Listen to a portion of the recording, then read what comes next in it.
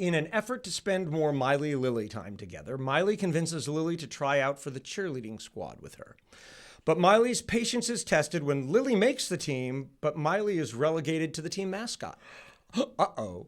For friendship's sake, Miley, makes the best of it, but is ultimately fired as the team mascot, forcing Lily to choose between cheerleading and Miley-Lily time. Ultimately, Miley decides to sacrifice some Hannah time so that Lily can stay on the squad and have the best of both worlds. Oh, sneak that in there. BOBOW. Meanwhile, Back at stately. Here we go. back Here we go. back in Back an at alternate- stately Stuart yeah. Manor. Meanwhile, Jackson tries to make a quick $50 fixing the kitchen sink for Robbie. It does not go well. Dude, so much more happens than that in this. I'll get to it. I'll get to No, it. This is actually no. one of my favorite. No. This is actually one of my favorite B stories. Oh, really? Yeah, I love. There's so many Yeah. bits for me that just hit so hard. So Yeah. Look, you were great in it, but we'll get to it. sometimes simple is better.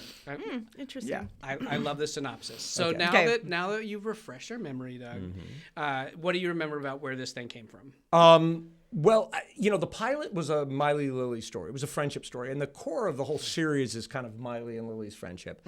And we had gotten away from that a little bit.